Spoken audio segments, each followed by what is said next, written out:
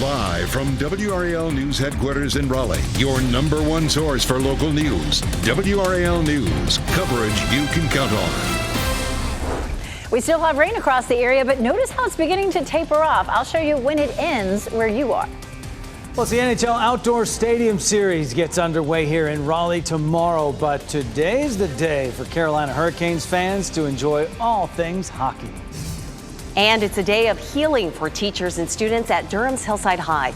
We'll show you how students are helping each other through a difficult time. Well, that rain is falling across much of our viewing area this noon hour. This is a live picture of Fayetteville Street right here on the right side of your screen, downtown Raleigh. A huge celebration is underway for Carolina Hurricanes and the fans. Good afternoon to you. I'm Jeff Hogan. And I'm Renee Chu. Thanks for joining us. Rain is falling across much of the viewing area this noon hour. The front will move east of us this evening, taking the rain with it. Elizabeth Gardner is in the WRAL Severe Weather Center with a look at this afternoon's rain timeline. We'll start off with a look at the radar again. Starting with the big picture, you can still see some more scattered, heavier rain from, say, Goldsboro up the I-95 corridor. But from Raleigh westward, we're seeing the rain really starting to lighten up a good bit. It's not over completely, and the cold front hasn't moved through the area. So once the cold front moves through, we'll start to see drier air moving in, and we can feel pretty confident that that's going to be the end of it. Let's zoom in here, and you can see from Goldsboro to Wilson to Rocky Mount over toward Edgecombe County and up toward Roanoke Rapids. That's where we have more of the steady rain right now. It's pretty patchy from Raleigh to Durham to Oxford back towards Siler City and Sanford. There's another look at the Fan Fest out there. It is breezy. You can see the flags moving around and the tents. We've seen some gusts already up to around 30 miles per hour, but it's not pouring there right now, and it looks like folks are really enjoying whatever's happening on the stage. I know there's several bands that'll be playing and so many things happening. We take a look at Futurecast and we'll move it on out and we'll start it here right at lunchtime. You can still see some scattered showers, but notice it doesn't really get heavy at any point. We're just going to see some lingering scattered showers. This is going to be 2:30 in the afternoon. By 4 or 5 o'clock, that front's moving on by and it takes the rest of the rain with it, and we start to see some clearing. Look at that. The Ferris wheel is moving. It is 65 degrees. But it is breezy. Our wind is southwest at 18. And again, we've seen some gusts 20 to 30 miles per hour. Another stage out here. People are outside enjoying that Fan Fest. Here's a look at temperatures. Right now we're in the mid 60s. But by the time we see the rain ending, we're going to see temperatures starting to fall into the 50s. It'll be a fairly quick cool down. We'll start to clear out. Temperatures will fall to freezing overnight tonight. That's great for ice, right? We'll talk about what the temperatures will feel like for the big game tomorrow coming up. And Elizabeth, a few showers can't dampen the mood of those die-hard Caniacs down there. Right now, Fan Fest is underway on Fayetteville Street in Raleigh, and WRAL's Brett Neese is down there in the middle of all the excitement, Brett. Yeah, they're starting their ceremony right now, Jeff, and you can just take a look at how many fans are out here on a Friday afternoon. Governor Cooper said it best that these are not fair weather fans because it is a little bit of a damp afternoon to start things off, but we look at the stage. They have the ceremony going underway. Public address announcer Wade Minter, he's the one that's kind of coordinating all of this. The governor up there on the stage right by the hurricane siren that they're going to sound here in a little bit to really kick this Fan Fest off. They got all of Fayetteville Street blocked off for this just wonderful day, this wonderful celebration of hockey in North Carolina. It's going to be awesome all afternoon long, especially when the sun comes back out. We got a Ferris wheel downtown or down this way on Fayetteville Street. There's food trucks, there's tents, there's merchandise. There's just so much to do down here. It's family friendly, it's free, it's fun. If you have to work today, get off work this afternoon and come down here. This is going to be out here all the way through the evening, through about 9 o'clock. And around that time, about 6 to 7, they're going to have a drone show out behind the Capitol. As you can see the Ferris wheel down there with the Capitol in the background. There'll be a drone show up behind it, and then they'll finish things off with fireworks at 9 o'clock. I mean, just take a look at how many people are down here already on this Friday afternoon. This really is the culmination of a lot of work. This is going to be a great weekend of hockey, the Stadium Series tomorrow, but come out and celebrate the Canes and the city of Raleigh really today, this afternoon. Come out and join us. All right, Brett, Governor Cooper with the Canes sweater on. We know he's a big fan. So Brett Neese live on Fayetteville Street. Thanks for that. One of the biggest. And tens of thousands of Canes fans are expected to pack into the parking lot tomorrow at PNC Arena ahead of the game between the Washington Capitals and the Carolina Hurricanes. This was what it looked like at Carter Finley Stadium this morning as workers tried to keep the rainwater off the ice ahead of the game. If you don't have to be in the area, we suggest you avoid it. Parking will be first come, first served. Brian Schrader explains how you can find a spot. Let's talk about Carter Finley congestion over the years. In 2009, U2 fans got stuck in at least 5 miles of traffic jams trying to get to the stadium on time. And then in 2016, bad weather and heavy rush hour traffic kept many fans from getting to Beyoncé's Carter Finley show. And officials are trying to prevent a repeat of these disappointments. This is not going to be like a typical NC State game. Officials are expecting big delays as they navigate different parking and security protocols. And they're telling fans to get to the stadium early. The puck doesn't drop until 8, but lots will open at 2 p.m. Don't worry about getting there so early because there are going to be plenty of activities planned at PNC Arena through the afternoon to keep you entertained. Parking is general admission with no assigned spots, so be patient and follow directions. Get with your friends and consider carpooling to reduce congestion heading to the game. Also, you might want to use park and ride lots. There's one at Edwards Mill Road and Reedy Creek Roads near the arena, and then another at Chapel Hill Road at I-40 between Raleigh and Cary. However you decide to get there, just be sure to get there early and go Canes. I'm Brian Schrader, WRAL News. Get there safely and then have a great time. Coming up in less than 10 minutes, WRAL's Keenan Willard shows us how crews are putting the finishing touches on the ice at Carter Finley for the big matchup between the Capitals and the Canes. Students at Durham's Hillside High School are remote learning today, focusing on healing. Just yesterday, their classmate Anthony Feaster was laid to rest. He was murdered near the school 9 days ago. WRAL Durham reporter Sarah Kruger is live from the school to tell us about the support system for students. Sarah? Jeff, we know that DPS has resources, including counselors, to help students cope with these difficult situations. There is also a nonprofit group that's comprised of adults and some students here at Hillside that really works to support each other peer to peer. And in fact, one of the things that group pushed for is today's remote learning. Been an emotional 2 weeks at Hillside High School. On February 8th, 2 students were shot during the school day right by campus. One of them, 17-year-old Anthony Feaster, died. A lot of fights have been happening. People are just very upset, angry and don't know where to take it out at. Jalea Alston is a student at Hillside who is part of a nonprofit called TRY, Together for Resilient Youth. The group operates in a number of schools aimed at having peer-to-peer conversations to prevent issues like substance abuse and violence. She says the group's members started a petition for a remote learning day to help ease some of the stress. The success in achieving that is just one example, she says, of the power of their voices. It sometimes makes me want to cry because I feel like we're going to do so great in life, and there's nothing that's going to stop us. And you love to see that optimism. She feels like the group is really having an impact here at Hillside. As far as the shooting last week, I checked in with the Durham Police Department today to ask if they have any suspects or anyone in custody. All they would say is that it is an active investigation. Jeff. Hopefully that group catches on with its message. Sarah Kruger live for us this noon. Sarah, thank you. And happening right now in the WRAL Live Center, we have an update to a story that we've been following since yesterday. That fatal shooting in Durham on Park Avenue that claimed the life of one man. This afternoon, police have identified the victim as 64-year-old Jose Manuel Caceres Murillo of Durham. Yesterday, they arrived at the 800 block of Park Avenue just after 8 a.m. That is where they found him. We are working to learn of any suspects in this case. As soon as I have that information, I'll bring it to you live from the Live Center. 5 Memphis police officers pleaded not guilty to criminal charges in connection to the death of Tyree Nichols. Each faces numerous charges, including second-degree murder. A conviction of second-degree murder in Tennessee is punishable by up to 65 years in prison. The officers were part of a unit launched in 2021 to take on a rise of violent crime. The chief says the unit will be permanently deactivated. All 5 are due back in court May 1st. A Durham County paramedic is on administrative leave after a supervisor discovered an issue with evidence. The supervisor says that contained a controlled substance showing evidence of tampering. Durham County EMS notified the Durham County Sheriff's Office. The paramedic was placed on administrative leave pending completion of the investigation. Breaking news, firefighters have been working to put out the flames at a home in Johnston County.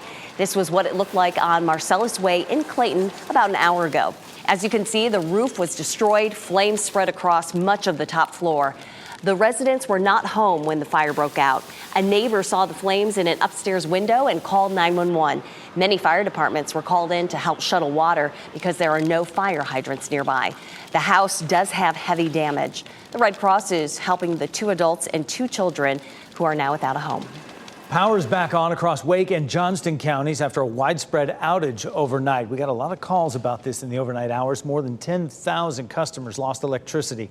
The WRAL Breaking News Tracker spoke to Duke Energy crews about the outage. We were told this was a technical issue at a nearby substation. Crews restored power around 1 a.m. Next at noon, dog flu is on the rise. The reminder from experts to pet owners and the question of whether dog flu can be passed on to people. Also, it's a first for Raleigh hosting an NHL outdoor game. How to find your way around all the expected traffic headed to PNC and Carter Finley. Well, it's a nationwide shortage of a critical drug to treat ADHD. At 12:30, the tough decisions people who need the drug are forced to make. Download the new WRAL streaming apps on Roku, Fire TV, Apple TV, and Android TV.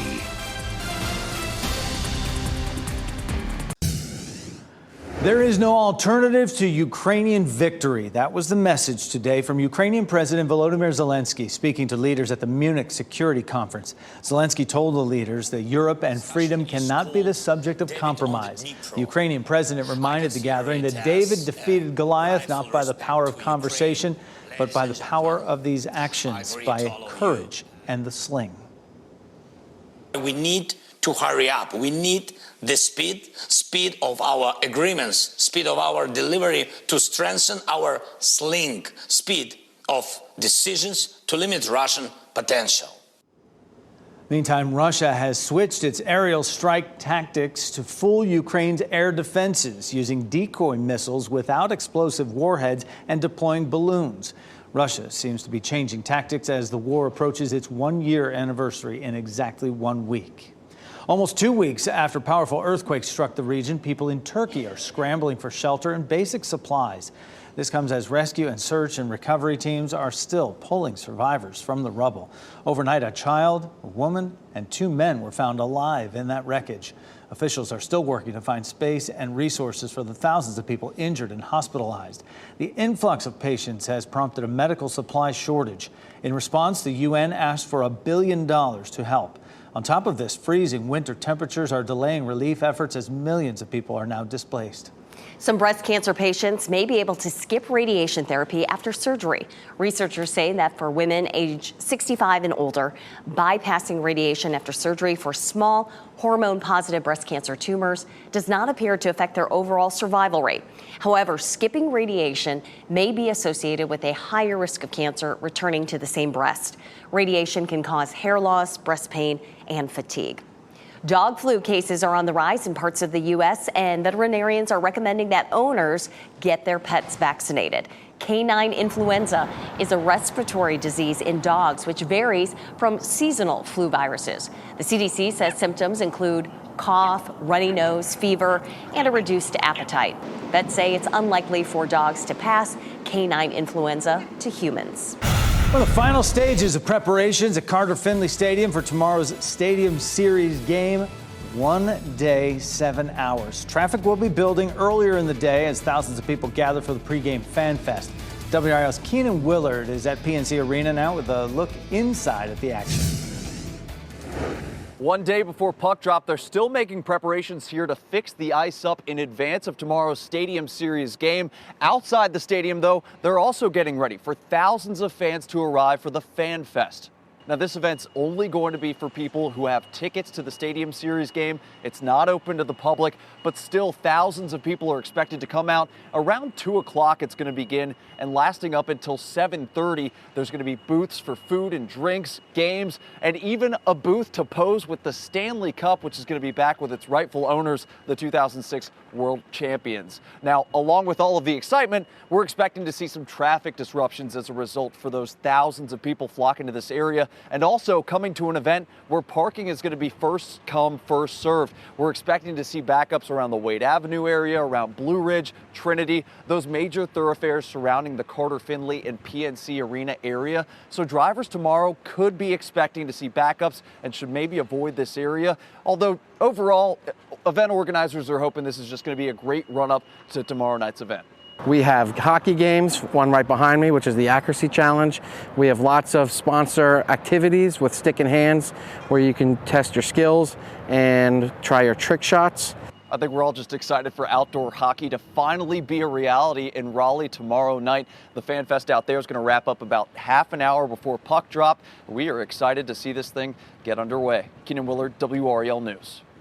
We saw a typical Zamboni out there on the ice, but they also had another machine that's a squeegee to get the water off it. That rainwater is the most damaging thing for the ice. Right, and then we'll have the cooler temperatures in time for the game tomorrow, so that will work out just fine. Meteorologist Elizabeth Gardner, though, tracking that rain that's moving across the viewing area, not putting a damper on any of the festivities for FanFest. Yeah, they're all out there, aren't they? That's great. I was surprised, too, that they didn't cover the ice. Instead, they're just trying to push the water off of it. There's probably not going to be a whole lot more water that falls on the ice rink. We are looking at a few scattered showers back to the west. The cold front's moving through across the area right now and may not fire up another big round of widespread rain, but we still have the potential for a few showers until that front is all the way past. Right now, we're looking at the biggest area of rain right now between, say, eastern Wilson County up into Edgecombe County, Halifax, Northampton counties, but that's moving out pretty quickly, and behind it, it's just scattered at best. And of course, that doesn't seem to be bothering anyone in downtown Raleigh at FanFest.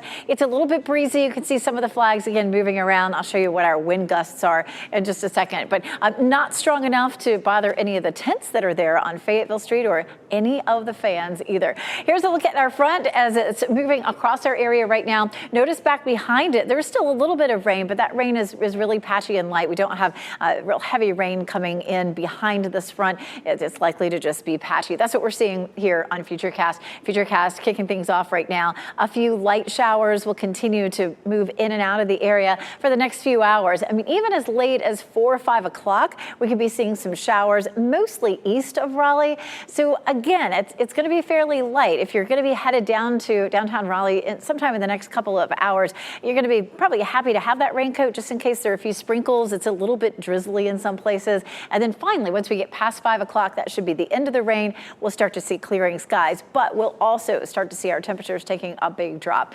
Right now, we're checking out what's happening here as we're looking down toward the Capitol building, right by the Ferris wheel, 65 degrees right now. But temperatures will start to drop pretty quickly this afternoon. Once the rain really ends around 4 or 5, our temperatures start to drop into the 50s and on into the 40s. And as a matter of fact, we're going to drop down to around freezing overnight tonight, which will be very good for the ice. Here's a look at our wind gusts. The white box on the right, we're gusting to 30 right now in Rocky Mount, 21 in South Hill, 17 in Roxborough, and our winds are steady at 15 to 20 out of the southwest. So we're still seeing these breezy and warm conditions. The winds will start to die down somewhat this evening and even more for tomorrow. Heading out right now, temperatures are mostly in the low to mid 60s, but look at that. It's 70 degrees right now in Clinton. It will be much cooler tomorrow. Mostly sunny skies. It's going to be a beautiful day, but close to normal at 55. And then we begin to warm up on Sunday. If you're headed out for those fan festivities that Keenan was talking about, temperatures will be in the mid 50s. But once we get to game time at 8 o'clock, we drop into the mid 40s and then low 40s by the time the game is over.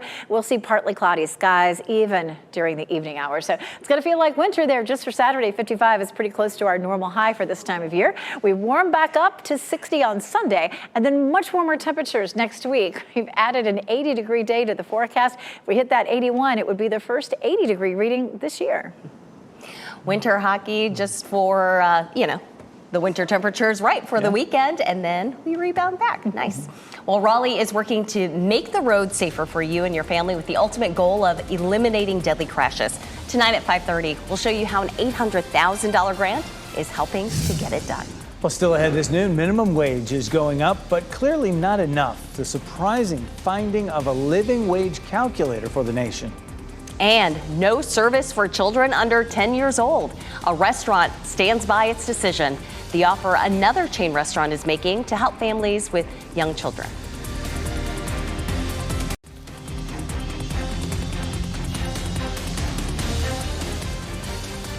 Welcome back. This is a live look at Durham at the American Tobacco campus. We have gray skies out there. It is still warm, but we're already hitting our high temperatures for the day. The afternoon temperatures will start to tumble and it'll be close to freezing tonight.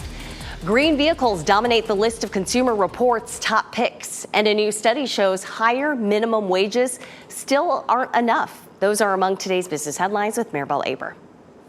This year, minimum wage workers in 23 states and Washington, D.C. got a raise January 1st. Average new hourly rates range from $9.95 to just over $16. Still, a new study by CNBC shows many single full-time minimum wage workers can't cover the basics like food, housing, and childcare. Using MIT's living wage calculator, CNBC found that no state currently offers a minimum wage on par with the living wage necessary for that state. The federal minimum has been stalled at $7.25 since 2009. 4 more states are set to raise their minimums by year's end. Consumer Reports announced its annual list of top 10 picks for new cars, trucks, and SUVs Thursday, with hybrids and electric vehicles taking 7 of those slots. The vehicles are graded on various categories, including road tests, safety features, and owner satisfaction. Toyota Corolla Hybrid, Subaru Forester, the Nissan Leaf, and Ford's Maverick Hybrid were among winners under $35,000. For the full list, visit consumerreports.com. Tesla is voluntarily recalling over 362,000 vehicles over concerns their experimental driver assistance software may lead to collisions. The National Highway Traffic Safety Administration says Tesla's full self-driving beta, or FSD programming, could cause some vehicles to act unsafe around intersections, such as driving straight through or ignoring some traffic signals and stop signs. The FSD beta might also fail to respond to changes in posted speed limits. According to the recall notice, Tesla says it can deliver a wireless software update to any of the affected models. Nestle, the world's largest food company, says it will raise prices on many of its 2,000 brands this year. This follows an average 8.2% price increase last year. Nestle says those hikes weren't enough to offset its own costs, but the higher prices could drive customers away. Nestle admits it lost sales volume in the second half of 2022 over the increases, and they're not alone. Several competing food manufacturers have signaled that they too will boost prices this year. And those are your business headlines. I'm Maribel Aber at the NASDAQ Market Site. Lego is singing the praises of South Korean boy band BTS. The Lego Ideas BTS Dynamite set goes on sale in early March. It features all 7 members of the band on the video set of their hit single Dynamite. The 749-piece set uses scenes from the video and was created by a pair of Lego fans. The price tag is a whopping $100. Meteorologist Elizabeth Gardner is tracking the rain moving across our viewing area. After the break, she'll have your Fan Fest forecast as you take a live look at the activities on Fayetteville Street. Shot in 4K ultra high definition. Your number 1 source for local news. WRAL News. Coverage you can count on. And thanks for staying with us. A lot of people are enjoying the Carolina Hurricanes Fan Fest right now in downtown Raleigh, but spotty showers will stay with us this afternoon. And those wind gusts will be pretty powerful as well ahead of the coming cold. Elizabeth Gardner is in the WRAL Severe Weather Center. Kind of hard to switch gears. Yesterday we were in the 70s. We're, in the mid 60s right now, but tomorrow is going to feel nothing like that. We're going to feel like winter again, just for a day or so. Right now we're checking the radar and you can see just a few isolated showers out there. That band of steadier rain is really starting to move out of the region. We'll back up and take a closer look around the triangle. And there are just a few patchy showers showers out there. That's likely all we'll see. So if you're going to be headed down to FanFest or doing something this evening, you want to just grab the raincoat. You may need it really by the time we get to 5 o'clock. All the rain should be out of here. Skies will begin to clear, and that's when temperatures will really start to fall. It's going to be a breezy afternoon. Our best chance of rain will be between now and say 1 or 2 o'clock in the afternoon, and then we'll see a significant drop. But even this, 70 to 80% chance at this point is just going to be some light patchy rain. It's not stopping the Ferris wheel. There it goes, and they're setting up for a band there on Fayetteville Street. 65 is the temperature. It's breezy, of course. Our southwest wind at about 18 miles per hour, and we've seen some gusts up to 60, 65 miles per hour. Once we get to the middle of the afternoon, we'll slowly begin to see the temperatures dropping, but they'll drop a lot faster once we get past sunset through the 50s and into the 40s. We'll take another look at the forecast for tomorrow. If you're headed out to the stadium and you want to know what it will feel like at game time, I'll show you.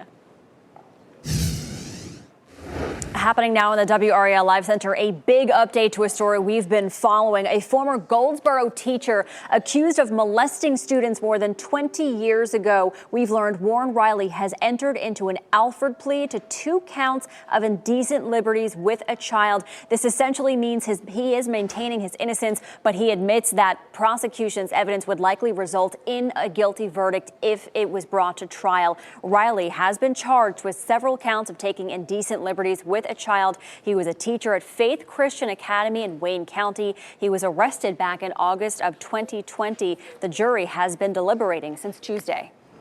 Michelle, thanks. There's a nationwide shortage of a critical drug used to treat ADHD in both children and adults. In recent years, prescriptions for Adderall and similar drugs have jumped dramatically, but supplies aren't keeping up. Tom Costello examines the tough decisions some people who need the medication are forced to make. For adults and children who need it, Adderall, other ADHD meds, and the generics can make all the difference in concentrating, multitasking, and lowering overall stress. But today, millions of Americans can't fill their prescriptions amid a nationwide shortage. It's very hard to concentrate and remember things. Near San Francisco, single mom Lisa Javaharian and her doctor have been struggling to find pharmacies with the Adderall that both Lisa and her 14-year-old son rely on. So I'm kind of thinking of rationing now, but I don't know how that's going to affect myself as well as my son. He is more important, so I'd rather not ration him. Adderall and similar meds have officially been in short supply for nearly 6 months. I've been practicing medicine for 25 years.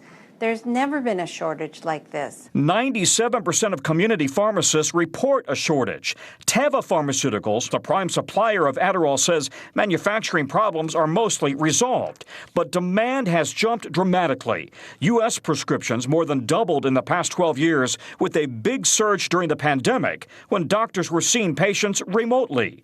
Because Adderall can be abused, the DEA sets strict production quotas. It's almost similar to trying to stop drunk driving by not allowing the sale of cars. People who need these medications no longer have access to them because of these quotas. That was Tom Costello reporting. The DEA says most manufacturers have plenty of supply and have not fully hit their supply quota for 3 years. But clearly, demand seems to be outstripping supply. Wake County public libraries are now accepting the use of community IDs. We're talking about the Faith Action ID issued by El Pueblo to undocumented migrants. Now people with the IDs can get a library card to access free services at local libraries. So far, El Pueblo has issued almost 800 IDs in our area. The next ID drive will be on February 24th from 1:30 p.m. to 5 p.m. at the Center for Hispanic Families. Registration is encouraged. Meantime, Friends of the Durham Library are hosting a book sale today and tomorrow. The sale is happening at the Books Among Friends store on South Roxborough Street. It'll be open from 4 to 7 tonight for members only, with memberships available at the door. Tomorrow's hours, 10 to 4. All proceeds from the sale will go toward programming at the library. Not even a few showers can dampen the mood of diehard Caniacs fans. Right now, FanFest is underway in Fayetteville Street in Raleigh. And WRAL's Brett Neese is live right in the middle of all that excitement, Brett.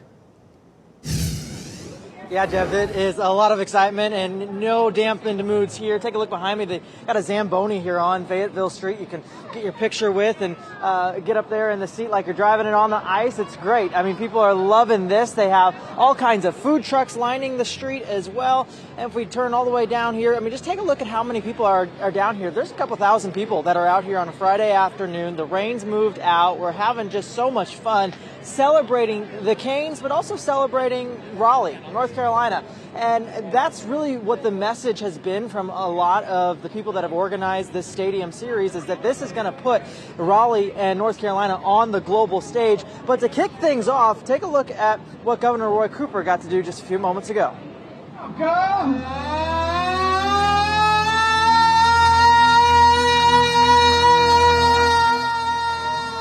Yes, that's Governor Cooper sounding the siren. I just talked to him after that as well. He told me that he's done that about 4 other times.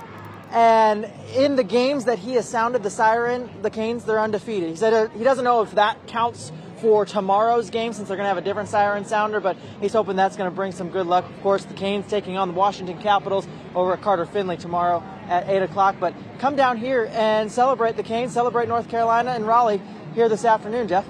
We'd like to count it just to get a jump on things, right? Brett Neese live on Fayetteville Street for us this noon. Brett, thanks. Still to come, the criticism that came after a Tennessee state lawmaker chose to wear this to a swearing-in ceremony. How the representative defended his decision. And a 9-year-old girl's efforts to rid her town of an invasive bug species gets recognized by Yale University. How the Ivy League school is encouraging and supporting her after she was racially profiled by her neighbor who called the police. WRAL app delivers coverage you can count on wherever you are. You can watch our newscasts live anytime on your favorite device.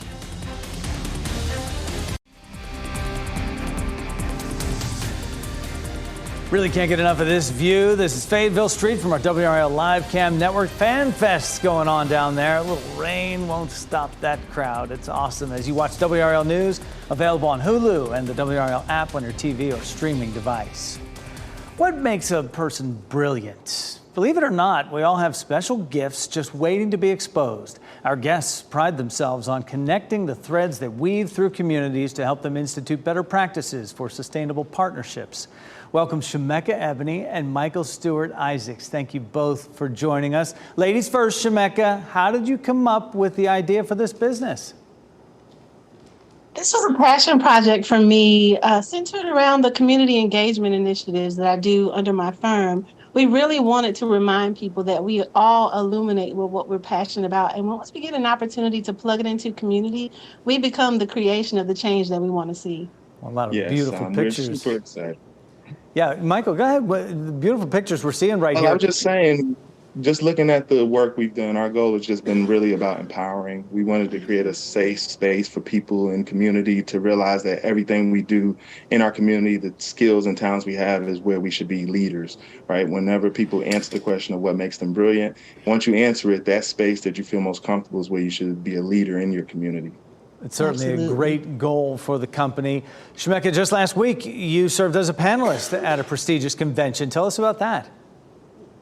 Yes, the BEA Conference is a conference that brings all together Black engineers from across the country and spotlight HBCUs to give job opportunities to college students and increase the pathways to STEM for young people transitioning. It was really special for me because I was there as a student, as a middle schooler, thanks to my mentor, Nate Voss, that had the opportunity for me in middle school. So to come back exactly 30 years later as a panelist was really special to me. It also has to be special, Shemeka, because you're from Kinston, okay? So a native North Carolinian going home soon for a very special event as well, right? Absolutely. The John F. Dubb Research Group has brought together an opportunity to honor a Kinston native. Mr. John F. Dubb is a patent holder of 6 different patents and is dubbed the founder and pioneer of the CD, something that we use so much. Little known fact is that it was originated with Mr. John Dubb, who was a physicist, a business leader, a community engager, philanthropist, and so many more. So we want to spotlight this. We're bringing in his granddaughter, only living survivor family member, to bring her back home to her roots in Kinston, North Carolina. Michael, do you guys have some social media handles where folks can get in touch with you?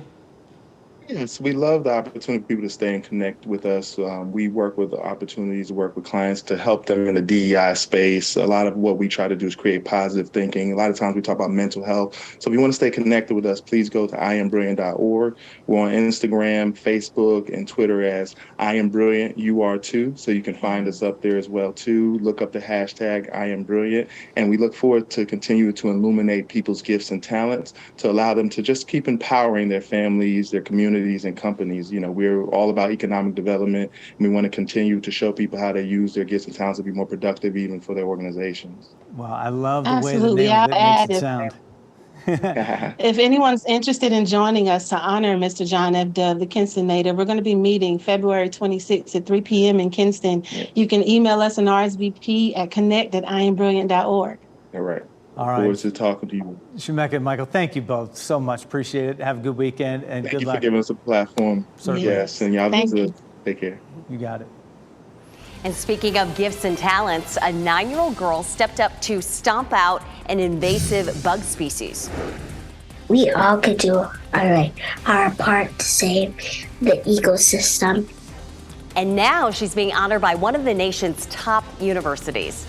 Plus, a first-term state representative says his choice of clothing caused quite the controversy. The response from veteran lawmakers. Welcome back. Check out our live camera from Dorothea Dix Park, and it kind of looks like snow, but of course it's way too warm for that to happen. No, just seeing some heavy rain there right now. Yeah, the cool down comes in the hours to come. Elizabeth Gardner is in the WRAL Severe Weather Center with these showers that just keep training across here.